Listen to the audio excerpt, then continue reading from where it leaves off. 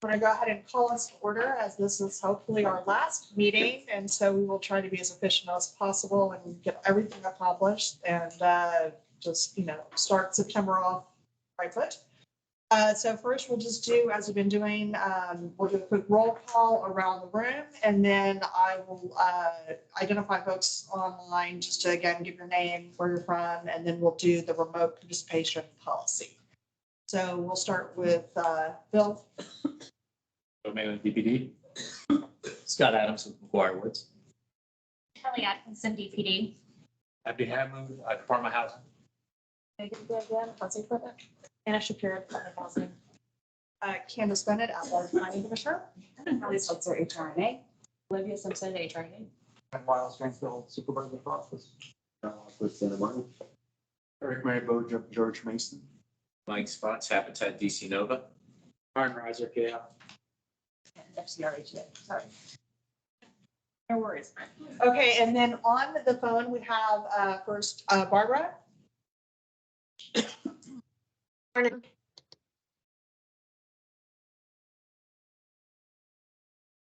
Did you hear me? Yes. I do. Joe? Good morning, Joe Mondora, Providence District Supervisor's Office. Great, and Poonam?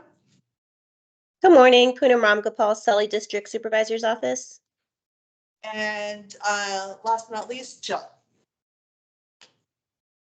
Good morning, Jill Norcross with the Northern Virginia Affordable Housing Alliance.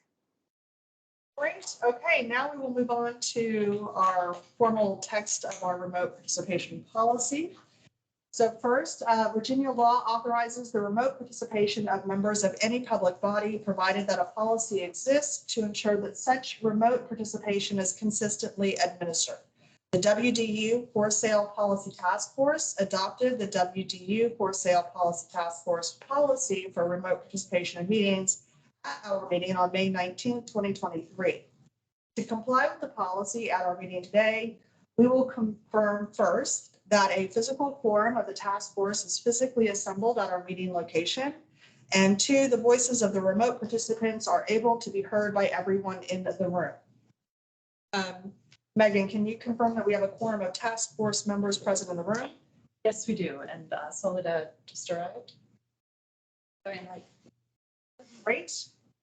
Next, I will verify that the voice of each member who is participating remotely is clear, audible, at an appropriate volume to be heard in the meeting room, their location, and that their remote participation comports with the policy. So for actually our only remote participant, Jill, can you please state for the record your name, your location, and why you are participating remotely?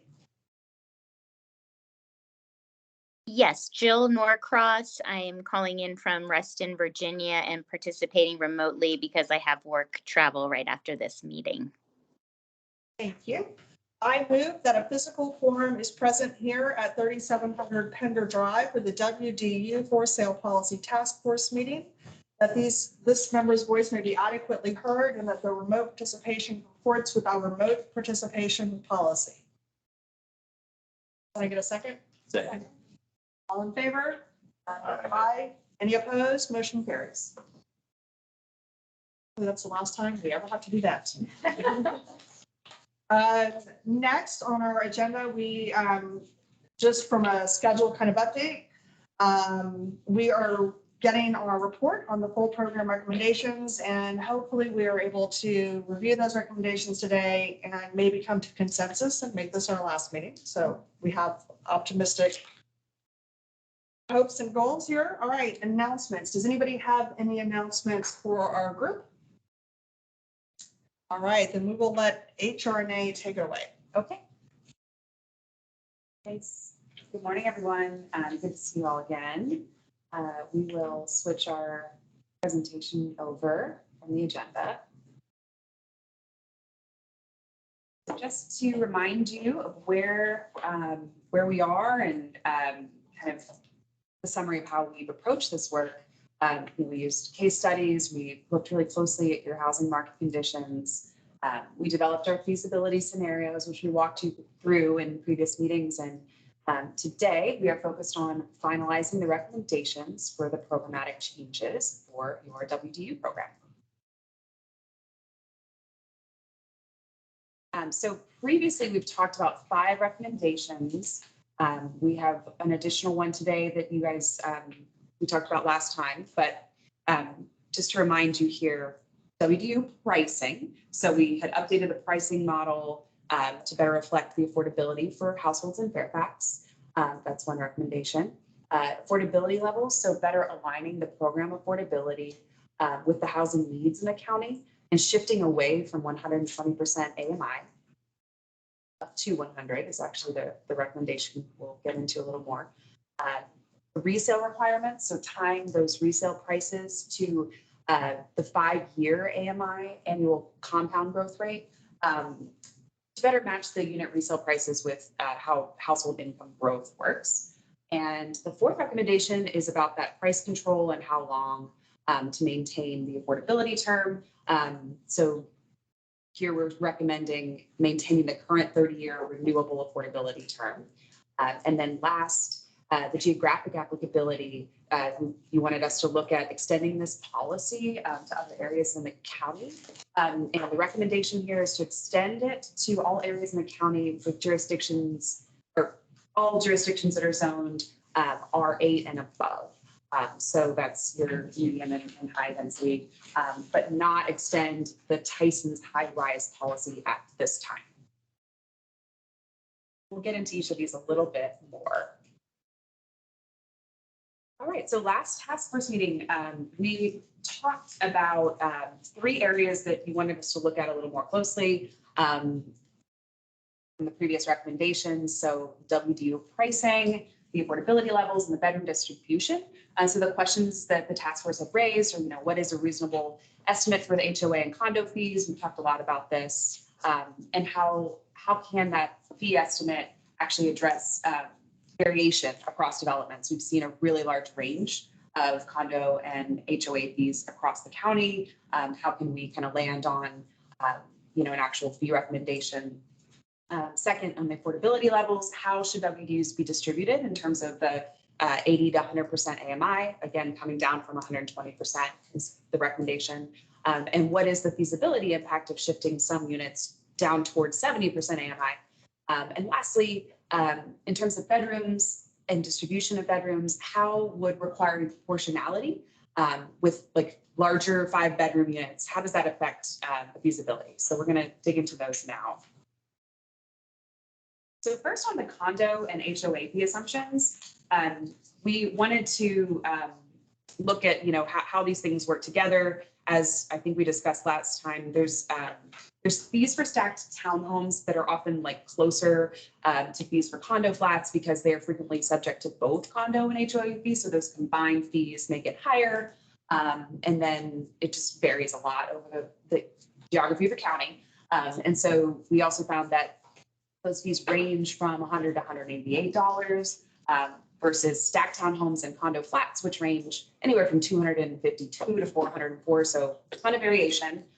Based on all that and what we discussed last time, we looked at 2 pricing schedules. So one that has a fee assumption of 15 cents per square foot, that's for townhomes, and another with an assumption of 35 cents per square foot for your stacked townhomes and condo flats.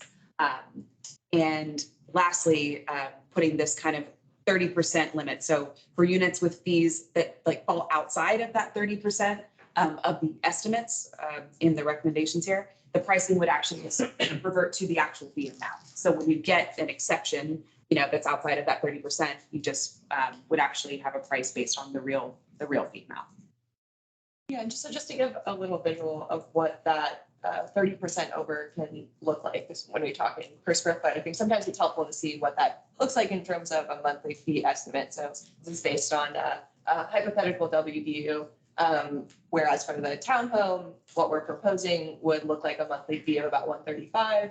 And so if a project came in that was 30% over that estimate, that'd be a fee that is substantially higher at about $176. And so similarly for the stacked townhomes and condo flats, we're talking about a baseline assumption of $315 as a monthly fee, and if a project came in that was over baseline, that'd be 30% more. So you're looking at upwards of $400 a month. And so the idea here is just we've heard feedback throughout the meetings that like the condo fees do vary a lot, and we want to be able to make sure that that is taken into account within the pricing. And so this is a way to do that. Questions on this? Really have exhausted that one from previous conversations too. Okay, so the next recommendation here, looking at the deeper affordability. So we looked at a range of feasibility implications on, we tested a bunch of different options for shifting affordability. And here we're talking specifically about including units affordable at or below 70% AMI. So when we look at those units as compared to an even distribution of the WDUs at 80 and 100%, our analysis suggests shifting some units to 70% AMI because frankly, that will have a minimal revenue impact. I know we've talked about that in previous meetings. And also there's significant demand for units at 80% AMI and below, and that suggests those will sell quickly and also have the potential to reduce carrying costs. Those are basic findings I know we discussed. The recommendation that comes out of that is shifting the 4% of units that were previously required at 120% of AMI to 70% AMI. So the distribution schedule you'll see here, 4% of units at up to 100, 4% at up to 80, and 4% at up to 70. And you want to talk a little more through what that looks like? Yeah, sure. But so when we talk about minimal revenue impacts, I know we had some conversations in July about feasibility, and really what we're narrowing in on here is that the 70% units are going to be a very small fraction of like your overall WDUs. If the requirement is 12%, your 70% AMI WDUs will just be a few units. So here is a hypothetical 112 unit development. You're looking at about 98 market units. And so if we are just splitting between 100 and 80% AMI, you've got approximately seven WDUs in either category. Whereas when you add in the 70% AMI WDUs, that's just 4 units. And so certainly there is a revenue impact there. Those are priced slightly lower, but because it is a small number of units, the overall impact is quite small. Questions on that schedule of 4%, 4% being the recommendation? That right there is assuming that we would sell them at max price. Certainly, yeah. And that's 100, the sample project there is 100 units, yeah. What's the difference? I know sort of have the impact on revenue comparison. I guess the prior recommendation, which already got rid of the 120%, but what's the comparison of the revenue difference from the existing policy to this new policy recommendation? So from 120 to this one? Yeah, so we have those slides in the appendix that we presented previously, and we can bring those. Do you want to back up? Do you want to pull it up or at the end? We might as well talk about it now. Yeah.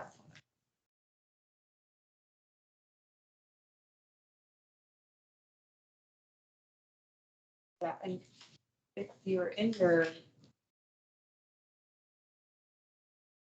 the paper presentation. Please, okay.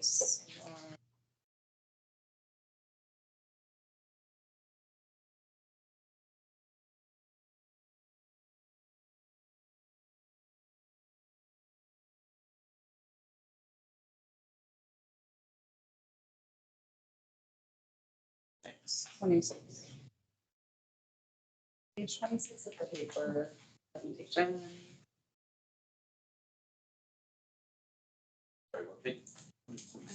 Or, yeah, 26. Yeah.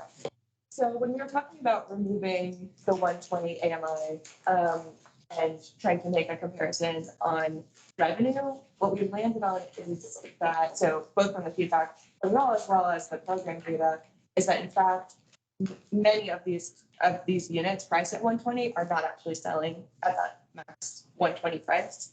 And so when we're trying to measure that revenue difference from a max price, certainly that's substantial, but in like the world as it is, many of those units were not selling at that max price, and actually a price that is closer to perhaps to 100% AMI, which is still affordability. It is still a price level that we're including in the program. So you can see here, 42% of all 120% AMI WDUs at the time that this data was collected had not sold. And I think we had a statistic elsewhere about that all 120, all WDUs priced at 120 required a price reduction of some level in order to actually be sold. And so like when thinking about the revenue impacts, there certainly is one, but from the data, it seemed that the price that they were selling at was actually not at that 120 level and actually.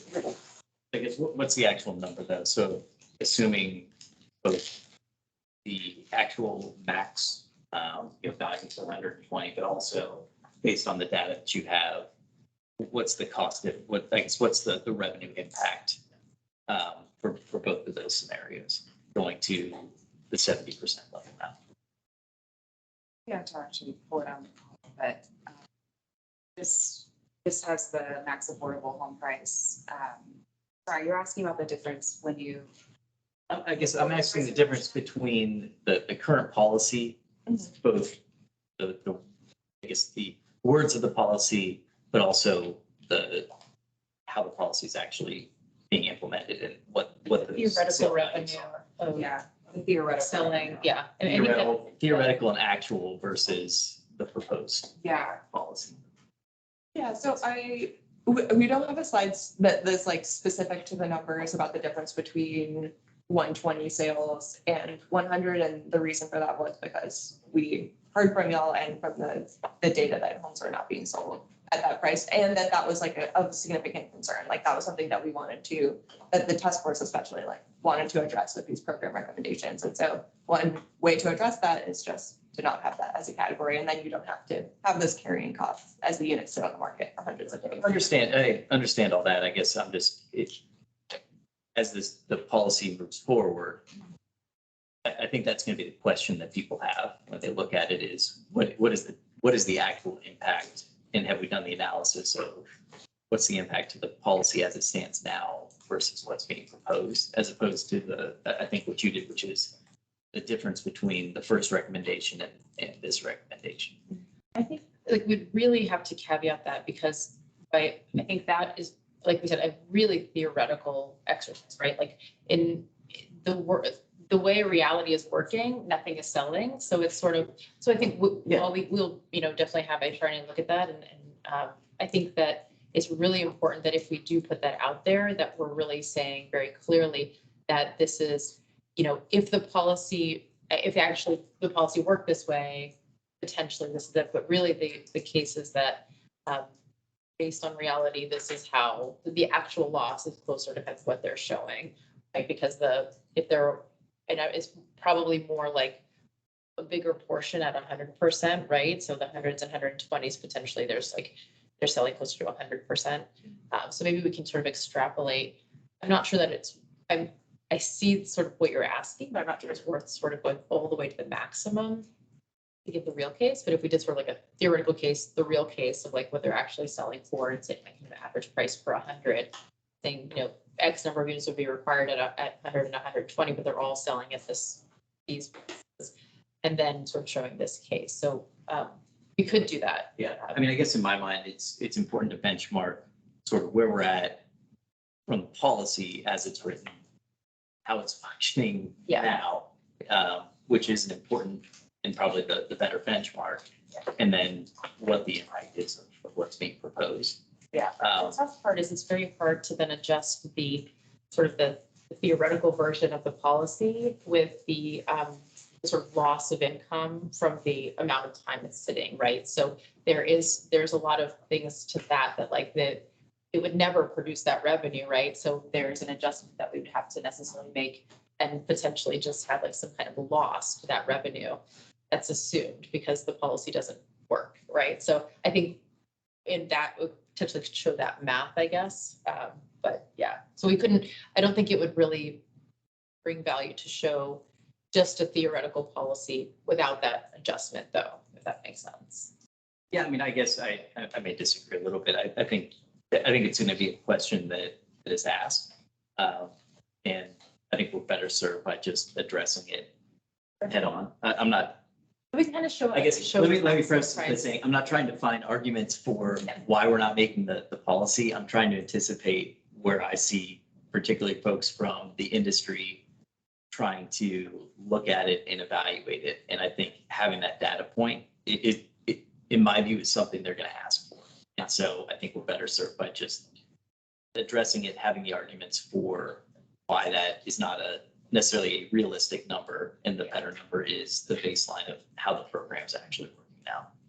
Yeah, I would second that. You know, I don't disagree with the analysis, but I'm just saying, like, if by not presenting the data point may create more by first presenting the data point in context with the additional data that demonstrates why that's not invalid, it opens the potential policy change up to criticism of, you know, the first time anyone is seeing, someone else can do the math, and first time anytime seeing that data point might be from someone that it hasn't, that might not have all that additional context and the additional data that we have to demonstrate why it's not the most accurate. So it's more of a communications and framing issue. Just a quick math, just to answer your question, is $295,000 difference for sales price variance. So anyone's going to quickly pull up the schedule and see that's a huge difference. But if you add context to it, it might not be as big.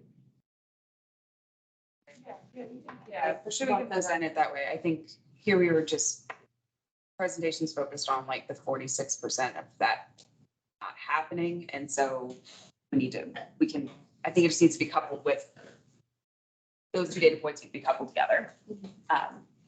Yeah, okay, that sounds right. So we can another slide to the presentation. Do we have more questions on are there concerns about the recommendation itself?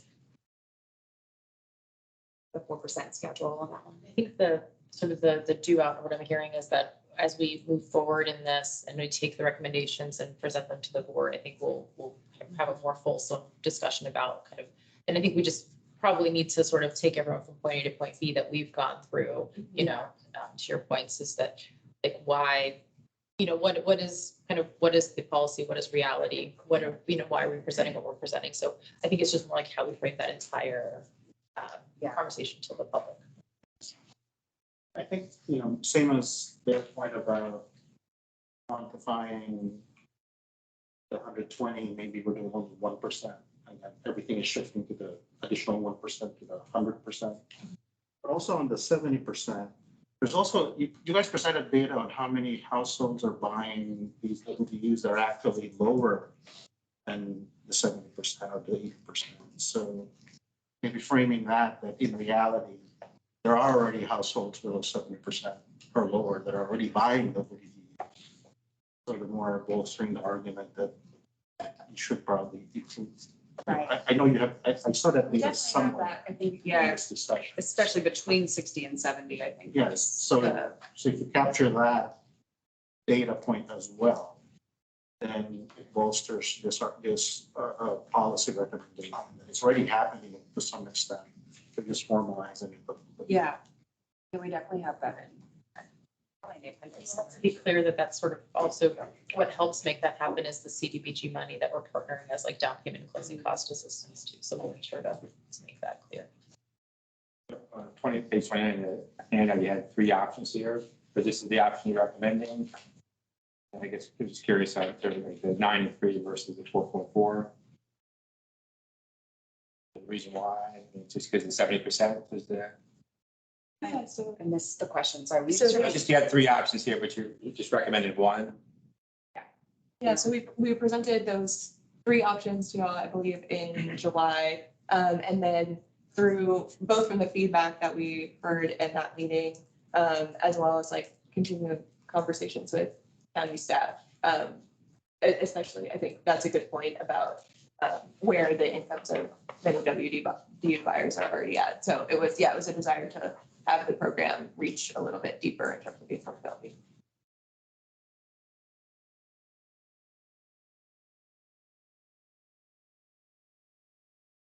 Have you done any analysis, and not to make you continue to run different models, but on with the 70% units, I guess I'll frame this by saying my only hesitancy on this is even if it is, I guess what we would deem a minimal impact on developments, it's still, $4,000 a unit, which gets passed through, has to get financed at current interest rates.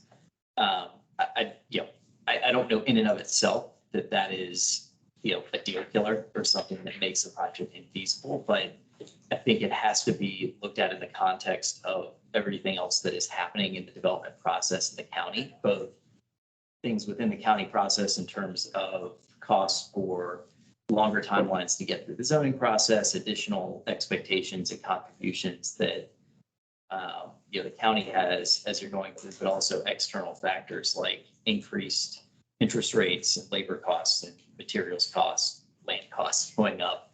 And so I worry about proposals that increase the burden on development projects right now. I'm not refer to, to John and to Martin who, are living this, in terms of trying to actually get projects financed, but it does concern me to add that sort of additional cost to a project. And if there's a way to try and get to those lower affordability levels, but either try to equalize the impact or mitigate sort of equalize the impact by adjusting the affordability levels. And maybe that's, 3%, 70% AMI units. I don't know. I don't know the math on that. Or if there's a way to, instead of having this be for prescriptive policy, maybe have some incentives for people to get down to that 70% level in exchange for things like fee reductions or expedited board dates that can help you get through the process quicker and mitigate some of the costs. But I do worry that in and of itself, it doesn't sort of kill the project, and maybe it's feasible for some of the cost, but I don't know that right now that's kind of the best thing for the overall promotion of housing supply. And I kind of echo what Scott's saying. I mean, and I think we could just, there's one way to compromise, 2, 6, 2, or I don't know, just change it so it's not as, evenly split at 70, but he is right. It's not by itself, not the deal breaker, but it's the combination of everything else we're going to hit with. And like I said, I mentioned a couple of times, we're running into issues with just even with condo units and getting the notice availability going and the process associated with that. It just keeps it layering in more and more burden. It makes these projects more harder and harder and less affordable even on the market rate side. And you just have to keep passing it over to the market rate side. So I don't know, John, do you have any feelings? Yes, I mean, I think initially, they just mentioned about the noticeability, but the availability issues with being able to actually sell the units immediately after they're done being constructed. That's, I think, kind of something that we're really experiencing now. I think you're right. It kind of adds on to this because I'm looking at the units that we've sold at the different AMI levels. I keep like a little running tracks. We have pretty much all of ours are 3 bedrooms. And I think the question that Scott asked about really understanding what they're actually being sold for is really important here. But Martin said there's it's like $295,000 gap between the 120 and the 70% at 3 bedroom level as pricing exists right now. I mean, we're not nearly getting the 630,000 for those units, but I think we average out at about a little bit above 400, 425 right now. So you're still going 425 to 335 at the 70% level. So again, I think if we were able to mitigate some of those carrying costs from the notice of availability and some of the delays that we're having there, I think we'd certainly be more kind of willing to get them off our books, and that would be an advantage to us. So we eliminate those carrying costs, and I think we have less concerns about, doing the even split 4% across the board. But I think right now, we're still kind of building into at least 3 months or so of carrying costs, no matter what. So. I think just one comment on kind of the process. I think that we're very actively trying to sort of unpack how it works now, and we're working with OCA, our project leads are really closely with the team members, and then of course with our development partners. I think that's sort of a next step, because we're really trying to figure out what do we need to change to allow us to sort of make, not only have us more, I guess, earlier in the process at housing, be a part of understanding that there's a pipeline coming down the line. We kind of are able to plan for it. Right now, we basically get a notice pretty late in the game, right? And so both queuing up the households as well as getting the operating agreements processed, as well as the challenges to resourcing right now is, it's sort of like a flood of units that we know is coming, and yet we have one staff member who processes the operating agreements, and our OCA is supporting us. So that's a challenge that we're facing, and especially in a constrained budget environment. So we're really looking at how to improve our process to be able to leverage our staff that we do have most effectively. So I just want to put that out there as something we are actively working on.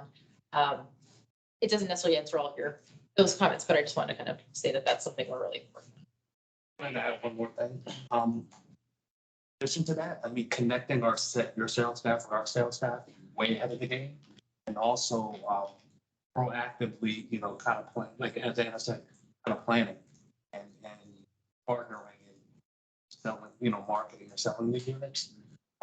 And I don't think that there's things we could work through to kind of streamline that process, so that, before we even get to the offer agreement, we could at least tee some things up, and I think that partnership is very critical. And knowing that, your sales staff also has to sell market units, but kind of putting the same power behind that and marketing the WDUs. And we're here as a resource, as far as you guys are the experts to sell the market, and we're like the policy and program experts. But I think that's going to tremendously kind of help improve, those carrying costs in that timeline. Yeah, I just have right now the presentation is reporting the difference in revenue. But even this discussion, maybe there's also a presentation point of a difference in cost, like every month the process gets shortened because of, things like this. To present that as well, just to complete the picture of there's a revenue hit, but there's also hopefully a cost reduction by shortening all of these waiting or market times that seem to be a real concern for the private sector. So just to complete the the whole picture of the impact of these policies.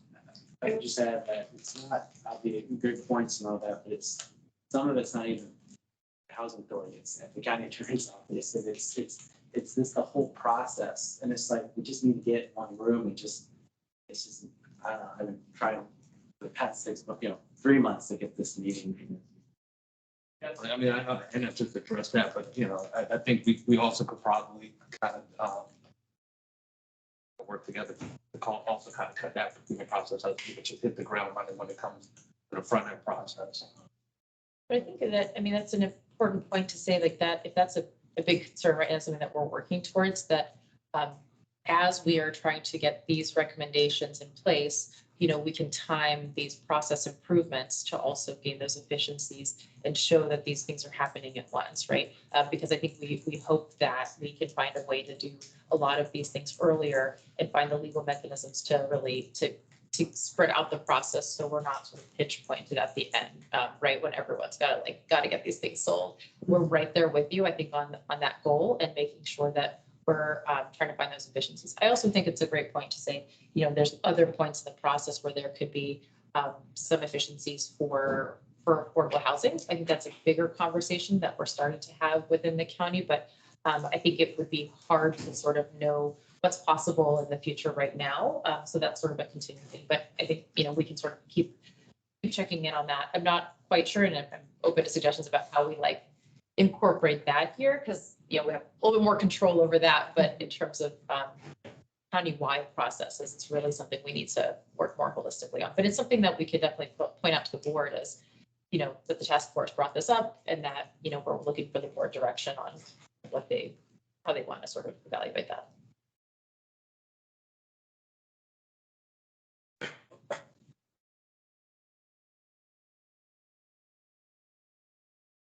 Back to the distribution of workforce, is there still room for discussion or is it pretty much set? I think that's what we're trying to understand now. I mean, I think there's, we would like to, well, I do want to. And we'd like to come out today with a decision. I think we want to make sure that if this is the big recommendation that we want to kind of, maybe we kind of go through and maybe come back to this one. And if there's a lot more we need to sort of unpack in this particular recommendation, like let's do that. And maybe we sort of parking lot it for the moment, because I do want to make sure we have, we want to hear from everyone, right? We want to make sure that we won't go forward if we don't have consensus. That's the big thing we're trying to get to here. So that's very important. So maybe we keep going and see if there's anything else we need to parking lot and then. Sure. Yeah, and I think I think you bring up right points about the inputs on labor and construction. We got a lot of those inputs from developers in the room. Carrying costs for units that didn't sell is a separate question, because that's not a set of units that we modeled. We would need other inputs for what the actual carrying costs are compared to the actual sales prices. But yeah, I think that one, kind of parking that one as a separate question.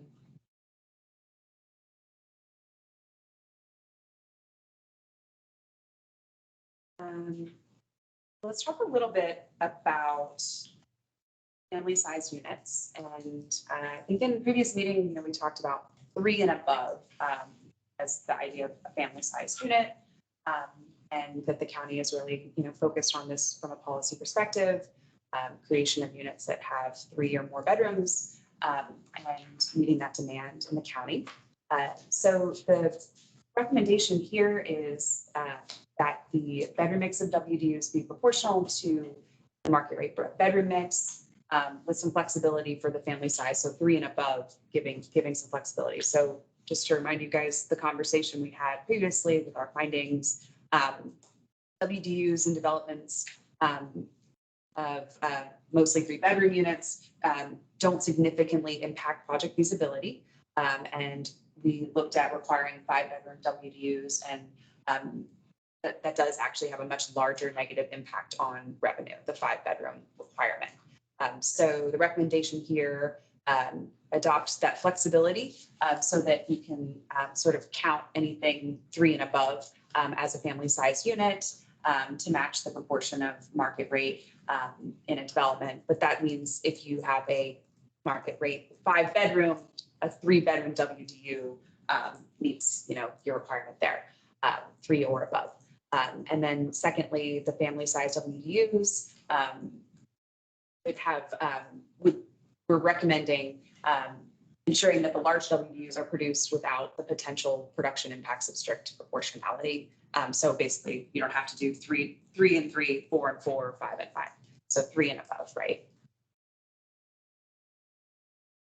That are you recommending that we continue to sort of find opportunities to get those larger units through? Yes, that's right. So the proper process would be used to get the larger units, and that would be a separate negotiation.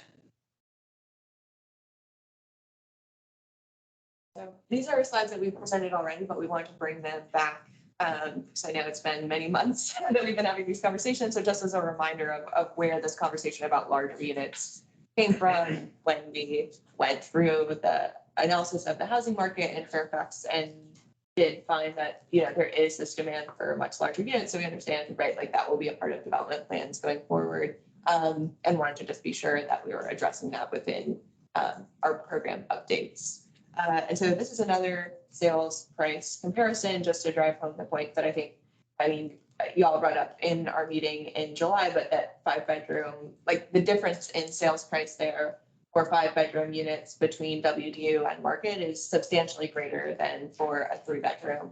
So the impact to revenue is much greater. And so while there is sort of the policy priority that we want to ensure they're family-sized units, we certainly don't want to add any kind of undue burden. And so I think it was in the meeting in July, the proposal to have this flexible family-sized category came out of there. So if you have a development with 5-bedroom, 3 and 5-bedroom market rate units, those WDUs do not have to be 3 and 5-bedroom. They can be all 3-bedroom or a mix, depending on what works for the feasibility of that project. Mike had a question. One question, and it's less about this because I think that makes sense. I think that that's the direction we were talking about last time, but correct me if I'm wrong, the baseline, the existing policy as it stands now, it's like proportionality by bedrooms all the way across. So one is what? No proportionality requirement. So yeah, so the proposal here is that a proportionality requirement is codified into the policy, but that for family-sized units, not strict. So for ones that don't, for a project that's only proposing like a smaller, like a project that's mostly, if I'm envisioning something like right on top of like one of the Tyson's metro stations or something like that, where it's mostly 1s and 2s. So there would be no family size units in the project at all. Would there be any proportionality requirement that like all the ADUs can't just be the 1-bedrooms and then all the market rate be the 2s? Like, so how does that apply to a project that doesn't have any family size units? Yeah, so the recommendation is so we should be clear about that. The recommendation is that there is proportionality. So WDUs should mirror the unit mix of the market rate unit mix. It's only for the larger units that there's that flexibility. Okay. So if it's a development of 1 and 2 bedrooms and there's 30% 2 bedrooms and 70% 1 bedrooms, the WDUs should fall along the same. Okay, and it's just to deal with the issue with like, if you're doing a townhome development that has a whole bunch of 5-bedroom or 5-bedroom townhomes, you want to do 2/2s, you can do some of the affordable, get more affordable units, you can do 3 bedrooms and have that. Okay. You don't have to mirror it there. You just have to mirror it in the proportionality of. Got it. So it basically says your tiers are 1s, 2s, and family size. Mhm. Okay. Yeah. And can I just clarify, just to clarify, because you did use the Tyson's example, within the Tyson's area, there is proportionality. Everywhere else. Okay, that's what I was thinking of. That's what I was thinking of when I was talking about the baseline. I had the Tyson's policy. Yeah, so we had extending that Tyson's Okay, to elsewhere. thank you. Questions on this one?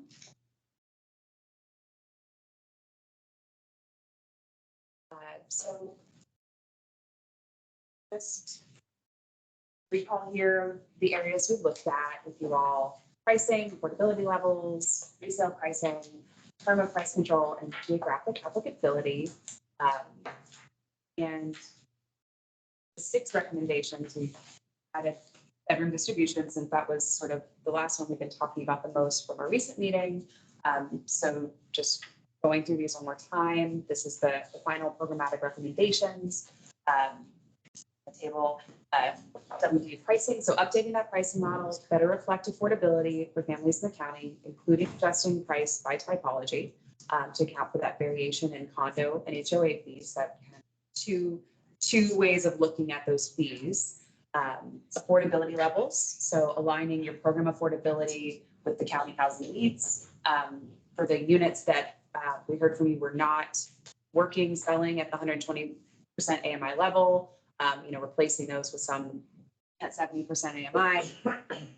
For resale requirements, recommendation 3, tying the resale price to AMI instead of CPI. And for term of price control, adding that existing term of 30 years, which can reset. Geographic applicability, extending the policy to all areas that are zoned mid and above, so R8 and above. And the recommendation of not extending the Tyson's high-rise policy at this time. That could be looked at later, but not extending it across the county or other areas. A quick question on that. And sorry if I missed something, but in the document that was sent out earlier this week, the geographic applicability, it talked about extending it to areas zoned for mid to high density, but I guess we're now saying zone to R8 and above. So just to clarify, so mid to high to define it. So R8 and above are those mid to high density zones. R8 being 8 dwelling units per acre and then further. Yeah, they're synonymous.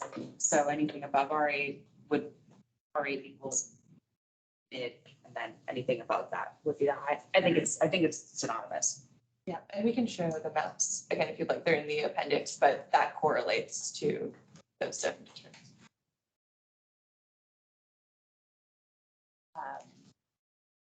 I don't know whether you want to use zoning and it's just really a plan. Okay. Plan for 8 and above or it's developed 8 and above. Okay, And who cares what it's zoned? sure. You'll have Right. already have rezoning non-residential property to residential, so.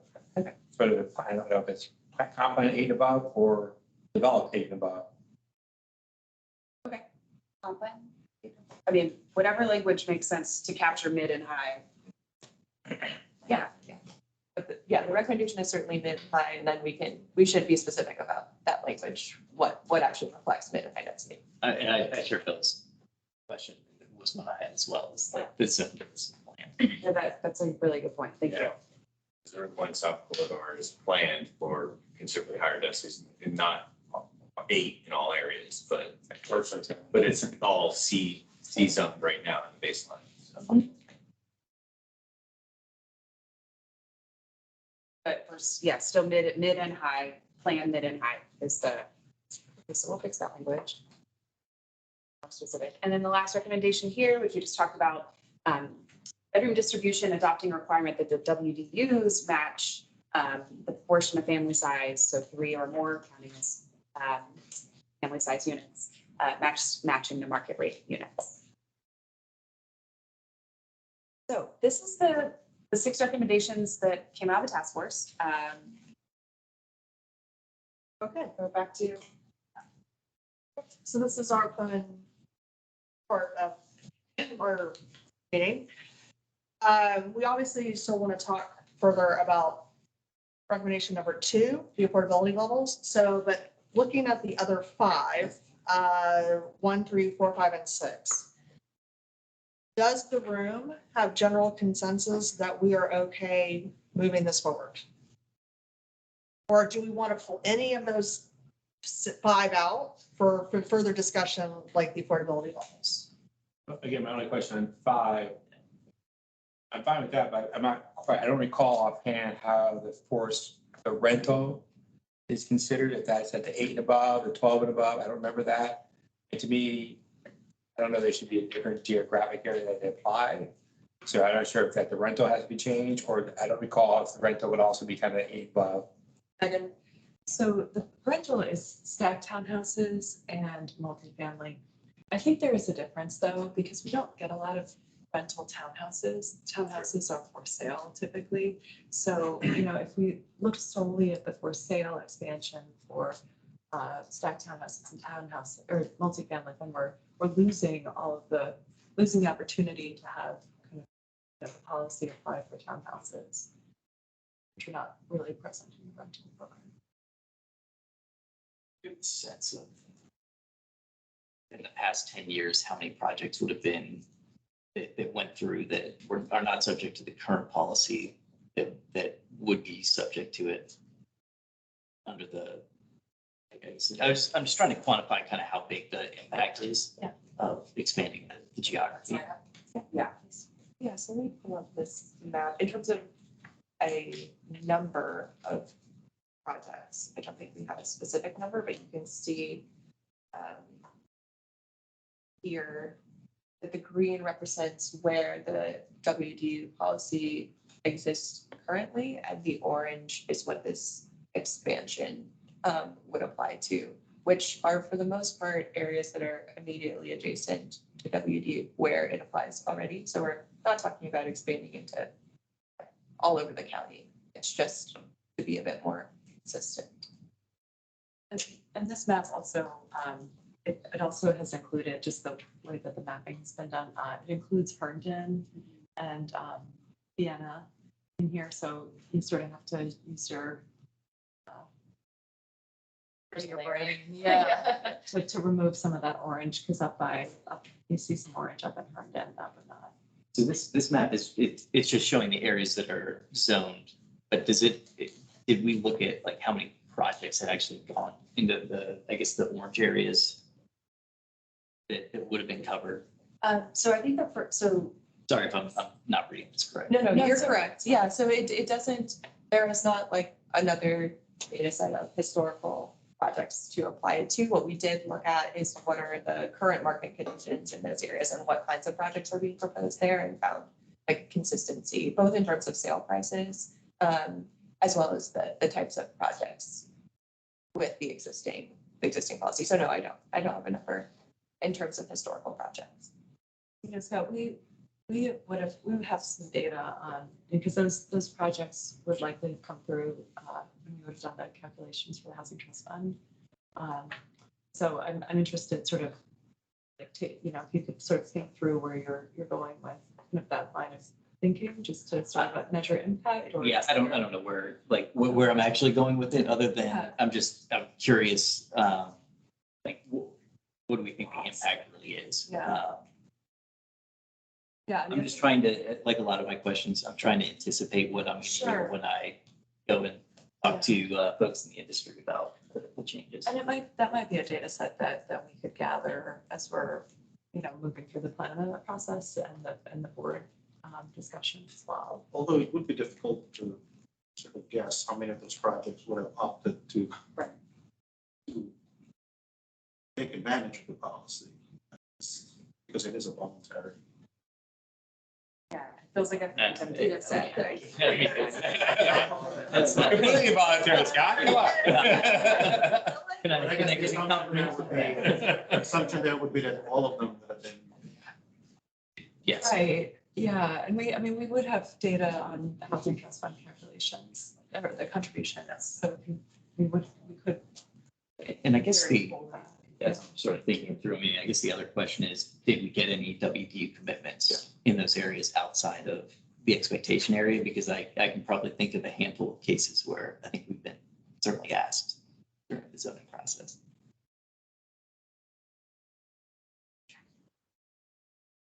Looking at our activity centers, which would be areas of.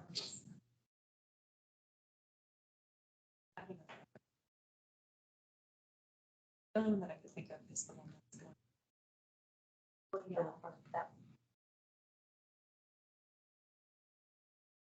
Even that's below 8 dwelling units.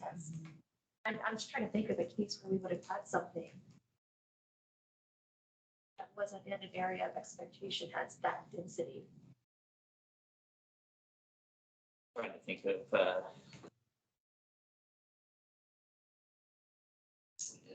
Anyway, I guess I think there's a preference for a developer to always sort of move towards the Housing Trust Fund contribution. So I think the likelihood, if we were to look at those projects, we're going to find that there was a contribution made as opposed to opting into a WDU. Yeah, I don't disagree with that. It's going to be one of the other problems cases. Reston always gives me pause because I'm like, oh yeah, it's Reston, it should apply. But then there's like so many areas of Reston where it doesn't apply. Yeah, there's like pockets where it doesn't apply, but you think it would apply, and we tend to get those comments like, hey, it should apply here.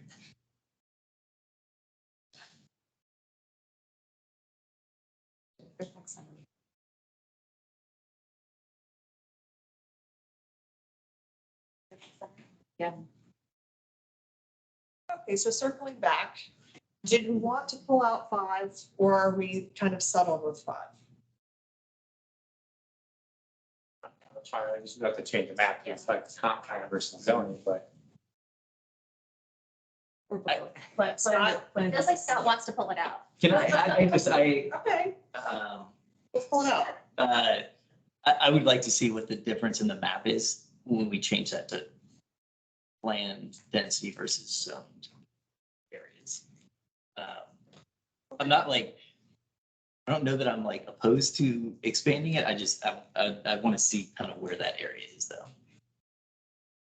Okay, so then our question now is then on recommendations, 1, 3, 4, and 6. So the pricing, the resale requirements, the price control term, and the bedroom distribution. Is everybody good? Or anybody who wants to pull anything else out? Going once, going twice. Okay, I think we have consensus on 4 of our 6 recommendations. So let's go back to affordability levels and talk further there as far as how do we want to try to proceed on that. So very early on, things like the first or second meeting that we had the chart that showed the actual sales prices of all the data that you guys had at different AMI levels. I would be really curious if you'd be able to narrow that down, whether it's 2-bedroom, 3-bedroom, 4-bedroom, whatever it may be, and then compare that to the max sales price at the current 80-100, 120 split, and then the 70-80, 100 split, because I think that's going to be a great indicator to us to know what that difference in price is going to be. That was the data Grace presented in the first meeting, right? With the actually, does the data connect those? Yeah, we could definitely do some cuts and pull it out. I just want to follow up just to understand what would be most helpful. Because there's sort of 2 parts of this recommendation, and the first is about removing the 120 as a level altogether, and then the second is about how to distribute the WDUs among remaining categories or adding in categories. And maybe I think it would be helpful to understand like where people are falling on the variant, like on those 2 separate parts, like, because I think we started with removing the 120 and it did feel like there was consensus on that earlier in the summer. And so I do want to just check in and see whether that's still the case and you're just wanting the 120 as comparison to see that actual impact. Like you said, so you can talk about it in terms of actual numbers. I think I do. I still stand by the fact that the 120, I think, has been difficult to sell. So I definitely stand by that. I think what we just want to know if we're swapping out the 120 for the 70, you know, ultimately, what's the difference in overall revenue? Not looking at the max sales price, because I think between Martin and I, we know that never happens. So just really getting into historical data, what they've actually sold at, just to understand how much of an impact that switch from the 120 to the 70 is actually going to be. Sure. Yeah, I think that makes sense. So with, just to be clear, you want that information before we're able to kind of reach the consensus, right? Probably. Okay. It's possible. Because I think there's, Yes, I mean, I I mean, guess I my, feel like- so I guess my, like, my view on it, like, I don't think there's any, we back on like getting rid of the 120s. It's what's the percentage look like? How do we get to the deeper affordability of the 70% AMI, but balance that with the impacts to the economics of the development projects? Like I would love to figure out a way to get to 70% AMI, but I think I'm cautious on anything that, again, adds the cost to existing development. I think the conversation I had with Partner when I spoke last month was, you know, if we get that, you know, if we understand what the difference is there and it ends up that it's basically not different, we're all for 70, 80, 100. I don't speak for Mark, but. I doubt I'll show that. I know. Well, I think one other part of clarity that's potentially helpful. So if we are agreeing that the 120 gets removed, I agree that I think I would be interested to see the cuts of the data as well in terms of what these units were actually sold at. So what the difference is there. But I would also say, so if we agree to remove 120, then adding the 70 is not so much going from a 120 to a 70, but more from a 100 or from an 80 to a 70. And the price difference, for example, between 80 and 70 is quite minimal. I guess that's only 10% AMI difference. And so, yeah, I think it makes sense that y'all want to see that data. And I'm honestly curious as well, and think that would be a helpful benchmark. But I do want to be clear that if we are agreeing to remove the 120, then it's not so much that like that will already be the case. See, we will already be shifting those units to a lower price, 80%, 100%. But we are going to show the data. Yes, right? yeah, and I think that would be. Yeah, I think in addition to, you know, we did all the feasibility analysis. We showed what was borderline and feasible, chart after chart of like green and yellow, if you guys remember those. Just want to, extending the affordability include 70% AMI. We did find that to be feasible. So I think we can look a little more at, and also based on the data that the county gave us, we know that those are certainly selling, and without price reductions. So, and capturing people that are actually below 70% AMI. So we can look a little more at it. I thought we had kind of exhausted that, but understand that wrinkle is probably helpful to show. Remind everybody just the way you're defining feasible, because I think when you think of feasible, it's almost like you can just get there, but I think your definition is more, does sort of take into account a lot, like sort of a profit mechanism. Yeah, significant profit. I think we had 20. 29. Yeah, we've got two variations of the chart, but maybe this one is easier for simplicity's sake because it's the two options that we're talking about here. So if we agree to remove the 120 level, sort of simplistically, either splitting between 80 and 100 or adding in that additional 70%. And so the reason why we were comparing those two and not comparing to the 120 was because we did feel that there was an agreement on removing the 120. And so then the question becomes, if we're adding in the 70% units, is it different, like significantly different, or is the magnitude different than just splitting between 80% and 100%, and found that it was not? I think maybe we should bring up that chart though that shows like the range of feasible and infeasible from the last task force meeting. Yeah, let me the other deck then. It shows the shows equity multiple, like the metric we're using. I would just say this, that there's a kind of flawed assumption that we're making more margins of these deals. I mean, there's this efficient market and then we're all pricing it to our minimum return. And invest $20 million and making, $2 million a day. So in this particular example, it's a $400,000 difference of only have 112 units, but a lot of our projects aren't 112 units. They're really like 250 units. And so I wouldn't discredit or just say, well, it's not that much of a difference. I mean, it is material. And I'm not saying we're not going to get there. I'm just having the data and just looking at it would be helpful. Make a determination. Maybe if there's a compromise where we can make some of these other process improvements, there's, this by itself is a bit of an issue. But right now it's like you got an extra $1 million here, and then you have an extra $1 million now on this way because of the way that the process works as far as getting this availability out, and you can actually issue those and all that. They all just add up. It's just, and all of a sudden you got them all together, now it's like $3 or $4 million hit to the bottom line. And all the project's not feasible. So it's when you start looking at them all individually, and well, this little change here is not that much. This change, that change, but we've already changed we include what we've done to the price points, maximum price points. We've already reduced those as well. So when you start adding all of them together, even in this example, it's probably more than just the $400,000. It's probably now. It's like use the updated price for that, but yeah, I hear you that these things. Yeah, so we can compare it, but what we didn't do is also show, okay, well, we are going to make other changes too that are impactful. So that's the only comment I'd make is just like, let's get the data next meeting and then you can make a better decision. Just to round out the equity motion. Yeah, let's just flash this up for a reminder of how we were defining feasible and borderline.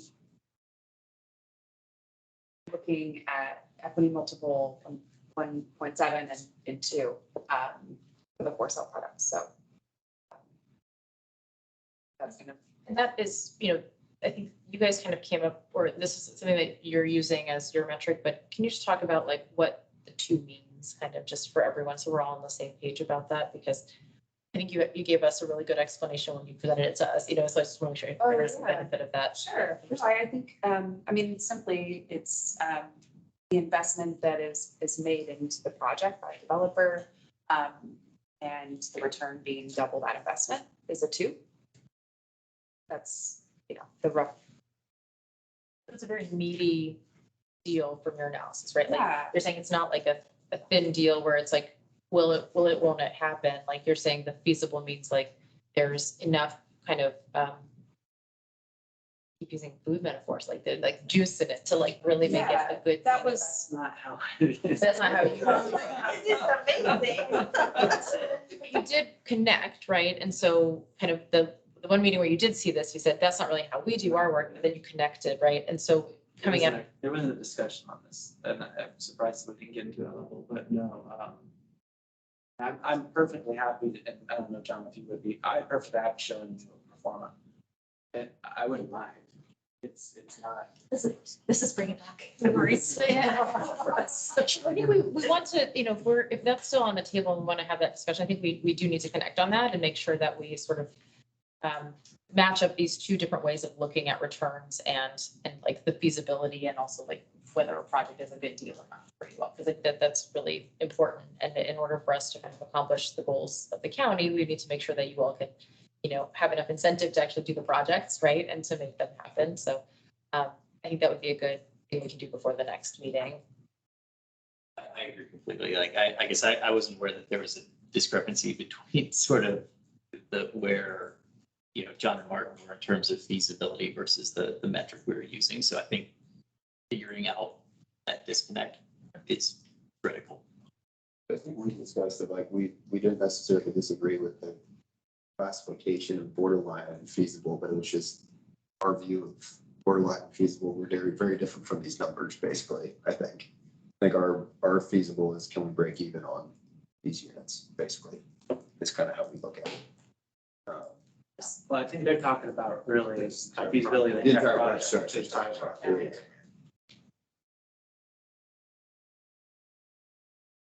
So, okay. And I think the reality is that not every developer is going to have the same, use the same metric. I mean, there's a range of metrics that pretty much everyone looks at, but the ones that are most critical is going to vary by developer based on how they finance deals, who their investors are, all the different range of factors. So doing this analysis using multiple methods of calculating whether it's feasible or borderline by various metrics, probably, it gives some more robustness to the results. And if we can say by this metric, it seems this seems borderline, as this seems feasible by this metric, shows the same directionally, but it's a little bit more margin. I think that gives us more, especially more data points as we talk to, as this would get rolled out, and we'll talk to more developers who may use different sets of assumptions.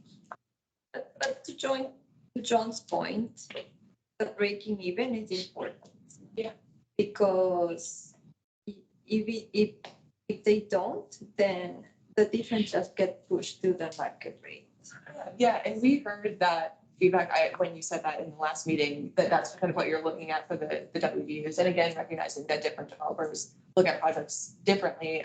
And that was actually in many ways where this graphic was coming from, in trying to look at, okay, if we kind of narrow in on just the WDUs, and again, this doesn't include costs, but on the back end, we did do kind of a net revenue calculation as well, based on the cost that we got from both of y'all from various different projects, and trying to think about, okay, so we might differ on how we're calculating or analyzing these return metrics for the project overall. But if one way to look at it is breaking even on just the WDUs, let's be really specific and drill down on the WDUs that are a part of this hypothetical development. And again, recognizing that developments come in various sizes and shapes, and we have done many of those analyses on the back end, but wanted to present just an example. And for this example, which is, again, 102 units, we're talking about WDs that are a small percentage of the overall, and recognizing that it does have an impact. And so we wanted to acknowledge that and to show what the impact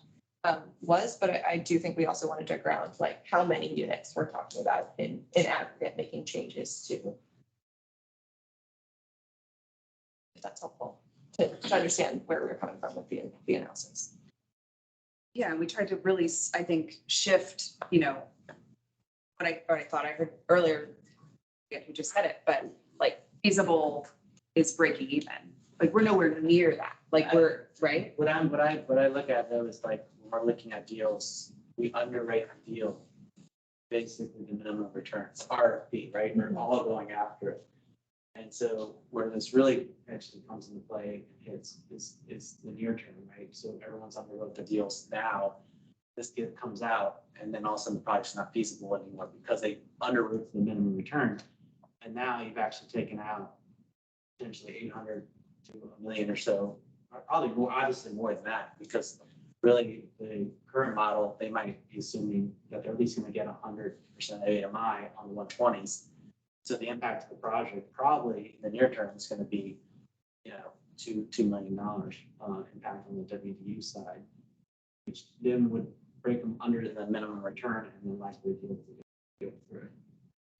So that's kind of how I look at it. It's just, especially in the near term, there's going to be a lot of deals that have to be reshuffled and redone, may not get done at all. But I don't really look at it as a break even on the actual unit itself with WDU. Right now, the ADU is supposed to be break even, and it's not even close. So we're losing, you know, usually about $150,000 per unit on that ADU. And then the WDU kind of helps bring that back up, so it's a neutral level. So whatever we're doing to the WDU, it's just going to make it so that we're really not going to be breaking even over in the overall affordable component of the project.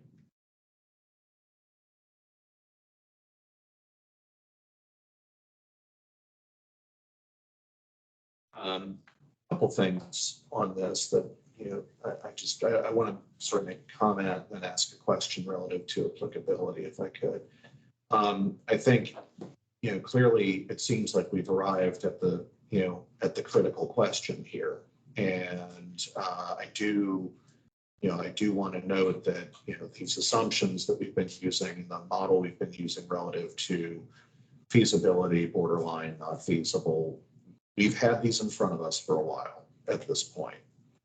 And, you know, I would like to, you know, urge us as we go through, hopefully what is the final stage of this situation, that we do really focus on, you know, coming to consensus relative to the data that we have and what that's telling us in terms of what we can implement, you know, in the real world here for you. That's number one. Martin, you made a point about, you know, there's a question about if we implement this and then all of a sudden a deal goes from, you know, I had worked it out one way and now it might not be feasible. Can we talk a little bit to that point about applicability here and when it would be implemented? Because, you know, if someone has already gone through the land use process, right, then this would not apply. If they've already baked into their proffers what they're going to do relative to WDUs. Deemed approved. Right. Yeah, Well, the question's gonna. depends on how they draft their proper. Usually go to this draft or the WD policy with the state. Usually, but That's how we they're, like it to be. you know, that's how we usually. I've seen folks who haven't, but I think you're right that the great majority would not be impacted if they've already got their approval. The issue we tend to have, and we saw this with the rental policy, is that when people were coming to us, they hadn't yet submitted a zoning application, but they're like, well, we've been like costing this out for 2 years prior. We've had preliminary conversations with you. Like, why are you making us comply with this new policy? And so that's where like the gray area starts to become, is you've been working on a deal for a number of years before you even filed. And now you have this new policy that you weren't factoring in your cost. But yeah, you would have an effective date for this new policy, like similar to the rental one. I just wanted to understand if the sort of. Typically, compromise don't have grandfather into. Doesn't matter where you through the process would apply, but I know in the past, that sort of looked at it like, all right, your planning commission day, your board day is a week from now. We're not going to change everything at this point versus I just started the process.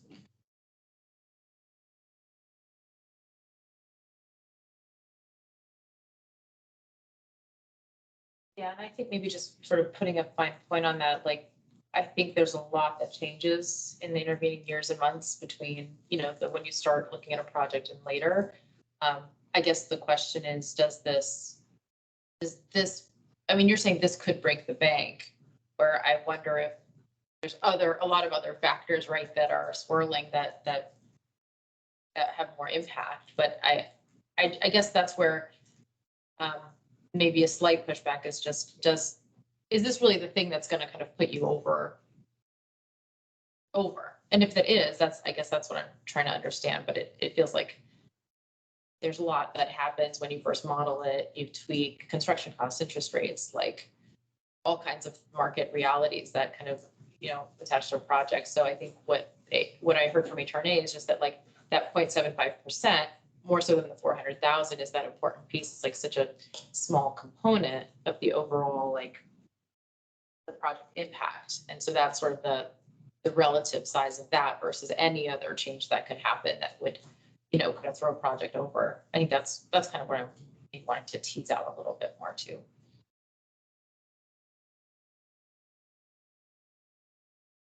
Any other thoughts on this particular issue? Before we can, so we will come back in October with more information. See where we're at on that. Okay, geographic applicability is the other outstanding item. Was there any additional conversation we wanted to have on that? I guess just when you map the 8 and above, reality is it's going to expand, I think, the area, but it's already zoned R8 and it's mapped at R8. It's like we never really developed, so you're going to see a lot of areas that may show up as potentially expanded, but the reality is that they never actually have a real reason to have a rezone. So it's a way to figure that out or not, it's just not worth that for them. I mean, well, so we could show like the cookie cutter of like the 3, right? We could show zoned, planned, and then subtract them. Right. See what what areas may or may, how significant are the number of areas that may or may never actually be. Well, and also if it's already entitled, may not apply. True. In that sense, yeah, I think that would be an interesting map to show, but given that there will be some gray area there in terms of whether it's applicable or not, do we feel that, do we need to see that map in order to move forward with recommendations, which since we're meeting in October, that's all right. Right, so I mean, But I think that's something. in a similar way, right, like you said, we're not going to extend the recommendation is to not extend the Tyson's high-rise policy at this time. I suppose you could start with those zoned R8 and then also reconsider like planned R8 and above at another time. Or put another way, what is the question we're still trying to answer about the ones that are planned? Like what, I think the concern raised, can you just repeat it for us? Like the ones that are planned, medium and high density, like from the developer's perspective, like what changes? I would just like to see what that area looks like if we change it from areas that are zoned R8 to areas that are planned, medium density to high density. Definitely show it. I think, is there something that once you see it, would that change? Yeah, it may not. I don't know, because I don't know what that expansion looks like. Again, I don't know that I have like a huge issue with the geographic expansion. To Bill's point, I think planned versus zoned is important, and before I vote on it, I'd like to see what the map looks like.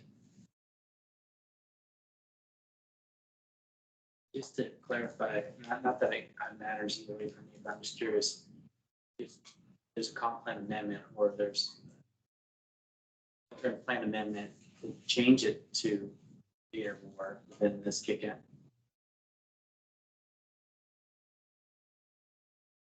right, could you say that again? Sorry. Just want to know if the revised language would just, if you comp planned a location to 8 or more, that then kick in to be in the WDU process or policy area.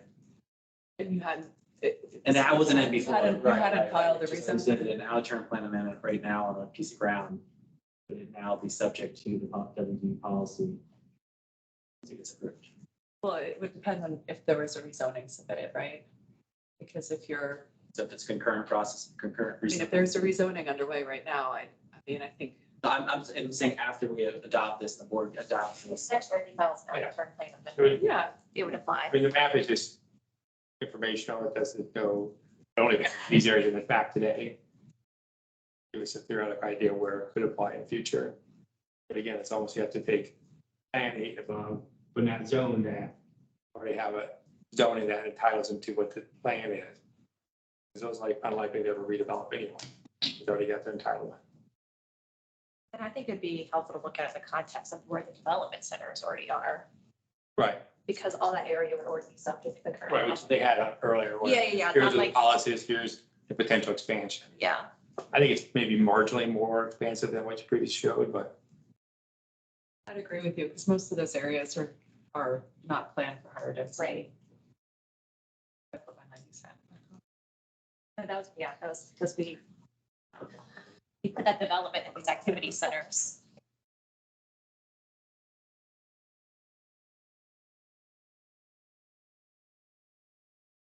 Are any last thoughts? Any additional questions? Okay, then I guess we're good to adjourn until October, and hopefully we'll finalize our decisions and those last 2 recommendations. Sorry, I have a question. Oh, go ahead. In terms of I think a couple people brought up some potential process improvements for, number 2, if we're going to lower AMIs and sort of, is that something that you would want to see, at least what we can do from the housing department perspective? Is that something that you would want to have the task force recommend? Or is that something that you want to just have as like something we've discussed and we'll keep discussing through the board conversation? I just want to make sure, like, can it move, did the recommendation move forward, without stating it explicitly, or do you want something stated explicitly based on?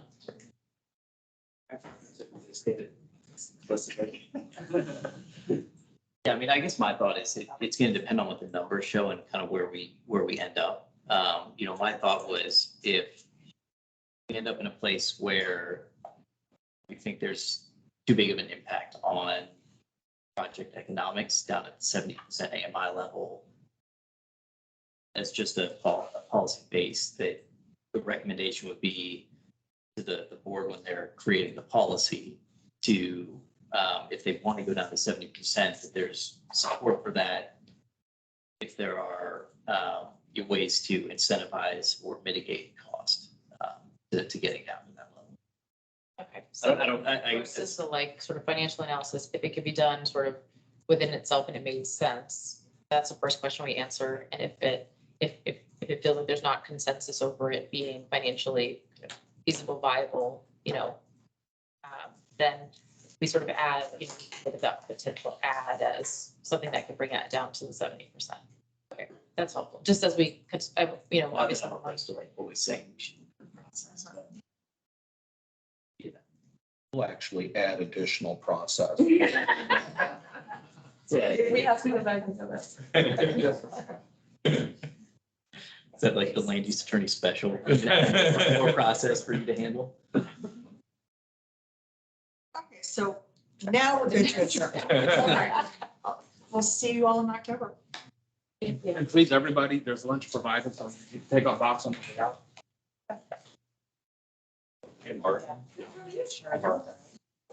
Meeting at 1 o'clock, and those are the people in this room. You don't want to stay. It's an HCD day. It's nice. Yeah, good. Trying to do that.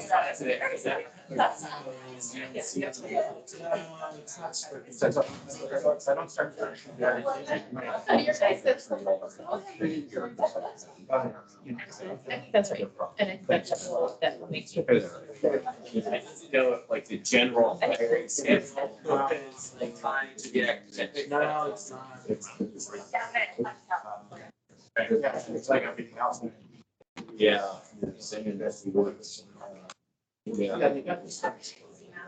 Okay. Yeah. drawing. Yeah. Oh, he's never been up. Yes.